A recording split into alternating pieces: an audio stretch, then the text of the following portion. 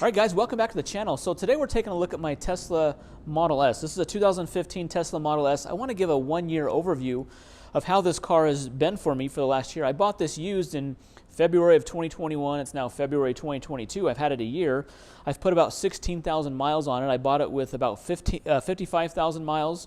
Now has around 72,000 miles on it. So I want to go through and give you just an idea. If you're looking at a used Model S like this one, which I think is a great value, for instance, if you're looking at one of these, I want to go through some of the things I've had to pay for over the course of the year of ownership, specifically the tires, the window regulators, the door handles, a couple things like that that have been maintenance or repair items that have not been under warranty. This car doesn't have the bumper-to-bumper warranty. That's expired.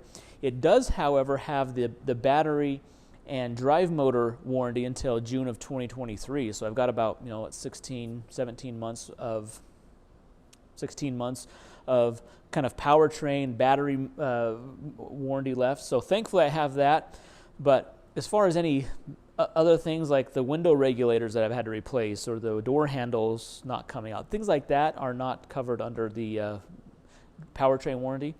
So I've had to pay out those out of pocket. So let's sit down, let's go through the numbers, let's talk about the expense that it is to have a Tesla for a year and to drive it for 16,000 miles. Okay, so before we get into the numbers, I want to talk about how much I've enjoyed the vehicle. So over the course of the year, we've gone 16,000 miles on it. I've actually used it for several road trips. So I have there's six of us in my family. There's me and my wife. I have 4 kids, and my kids range from 5 to 13 years old. And one thing that I did when I first got the car is I wanted to add the rear-facing trunk seats. So in the Model S, there was a factory option to add the factory jump seats, which they fold down into the trunk of the floor. They pop up. Usually kids about, I'd say 11 and under, probably 11 to 5 can use those. So I still have 2 kids that are using those. And this car didn't come with it from the factory, and it wasn't a factory option. The owner didn't, the first owner didn't option it like that. So I was able to retrofit those in. So I found the seats on eBay. I was able to buy those and then bought the parts from the Tesla service center near my house. And then I was able to basically put it in myself. I'll leave a link in the description if that's something you're looking at doing. But that's been really helpful. So it's essentially a 7-seat vehicle. So we can take this on road trips, 6 people in this car, and we've taken it several times. We've driven from, I live in northern Utah near Salt Lake City, all the way down to like Los Angeles. We've done that trip. We've gone to Las Vegas, to Reno. So we've used it, and the real benefit to this car is this car has the free supercharging for the life of the vehicle included in it. So all of these road trips have been essentially no cost to charge along the way, which has been awesome. So that's a real benefit to this car, is that the free charging, and now it's a 7-seater vehicle, and now we can use it for all of our local trips, taking kids, running errands, and then also road tripping. So it's been awesome. So that's where a lot of those miles have come from, is just using it long road trips. It's been awesome. So adding the jump seats in the back, that was about $1,600.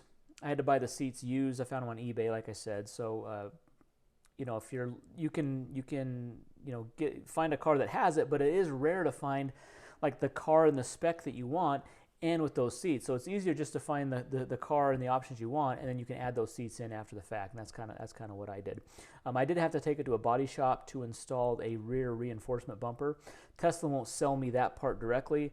They had to buy it. The body shop had to buy it from Tesla, and they had to install it. So that was almost $400 to $500 of that total cost. So the windshield got a big crack in it.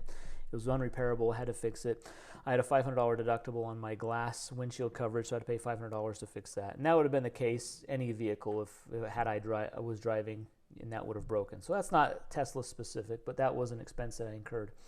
All right, now let's talk about the repairs that I had to incur, and just the normal maintenance to maintain the vehicle for 16,000 miles in the repairs. Numbers on the repairs. So 16,000 miles, 1 year of ownership. Here's what I've had to replace. So if you look on the top line here, 2 window regulators. These are the window regulators on the front passenger, front driver windows had to get replaced. I replaced those through the Tesla service center. $670 total for both of those repairs. So those went out on me. I had to get those replaced. Also had to replace 4 tires. These Teslas, they just chew through tires pretty quickly, and mine has the 21-inch bigger wheels, and so you have a lower profile tire, less tread depth to start off with, and so you're just going to go through tires. I'm assuming every 15 to 20,000 miles, I'm going to have to replace the tires. So that's not, that's going to be more frequently than most other vehicles.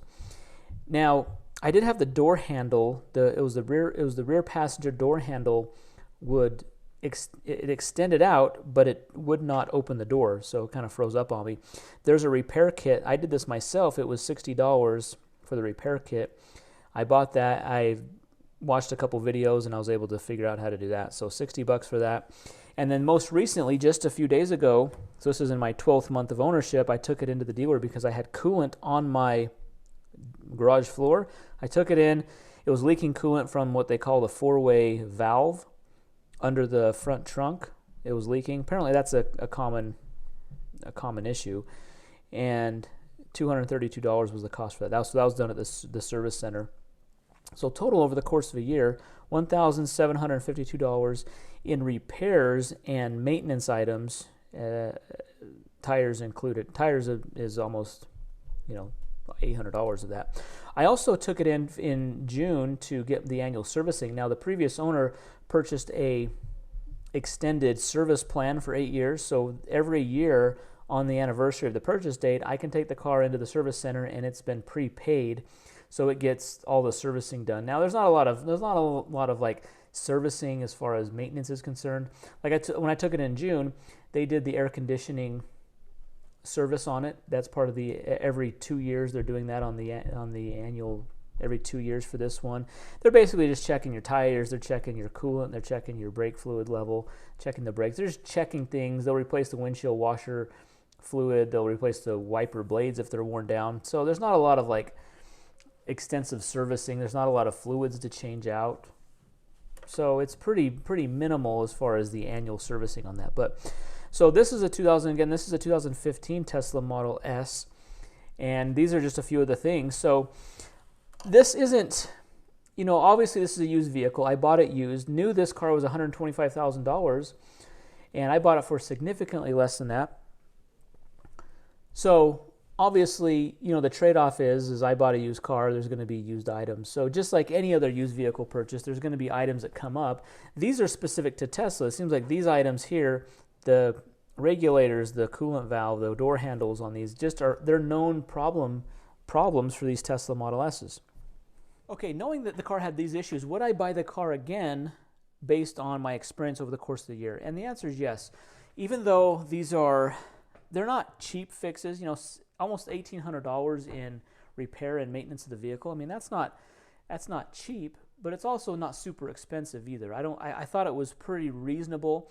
Once I get the door handles, now I actually bought 3 more door handle kits. They're about $50, $60 a piece. I'm going to replace those as the need comes up, and now that I know how to do one, I can do them all. The regulators, the window regulators are going to continue to go out over time, so that's going to be a continued expense. And then tires, that's going to be an ongoing, probably a yearly expense that I'll have. One thing I did, though, is I bought cheaper tires. They came with the Continental. Tesla has their own kind of Continental, I don't know the exact name of the tire, but it's a Continental tire. It has a foam insert glued to the inside of the tire to help reduce road noise. So to get those, it would have been almost double the cost if I replaced all 4 tires with those Continental OEM tires. I decided against that. I got these Toyo Proxys, and they've been fantastic, and they've worn really well too. So hopefully I can get more life out of those tires. And the road noise isn't any more than I was experiencing before. So I don't think the foam does a whole lot as far as minimizing the road noise. Or I've just gotten used to the louder tires, and they're fine. But they were worn down. These Continentals were worn down. I was riding on very little tread, so that probably made it noisy to begin with. Would I buy the car again? Absolutely. I think the Tesla Model S is kind of the hidden Tesla gem right now as far as cars. In 2022, if you're looking for a Tesla, get a Tesla Model S, a 13, 14, 15, 16. They're kind of at the bottom of their depreciation curve. You can get them with 50, 60, 70, 80, 100,000 miles on them, and they're still going to have a lot of life in them. Now, my car still has battery warranty for, like I said, another 14, 15 months, which I'm glad it does. But I'm still going to own this vehicle out of the battery warranty. I feel that I have confidence in the vehicle that it's going to last well beyond that.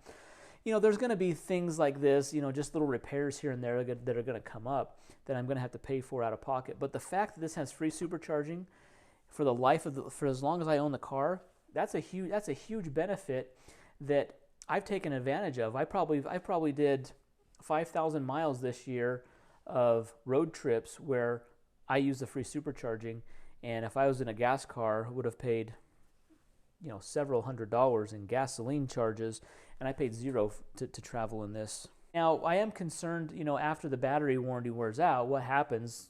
What's going to happen if I have to repair the battery or replace the battery?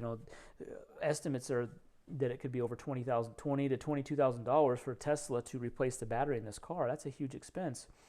And am I willing to kind of risk it? I'm going to keep the car after the battery warranty expires. That's definitely for sure. I just hope that I can get as long of life as possible out of that battery, and that I don't have to get it fixed or repaired along the way. But that is an inevitable.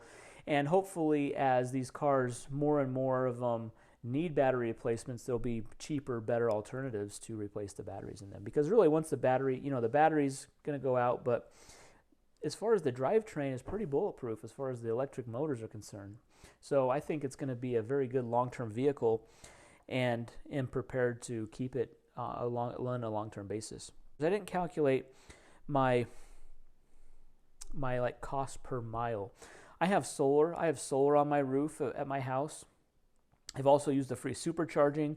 So the only times I've paid for charging is at my house when my house has exceeded my my solar generation capacity. So because I got my solar panels put on my house before I got my Tesla, and so my solar panel system is undersized for my current needs. So I still pay a payment on, or I still pay a power bill on a monthly basis because I'm using more power than I'm generating, if that makes sense. So the supercharging miles that I've gotten free, which has been, like I was saying, I bet almost 5,000 miles of free supercharging just in 1 year, which has been awesome.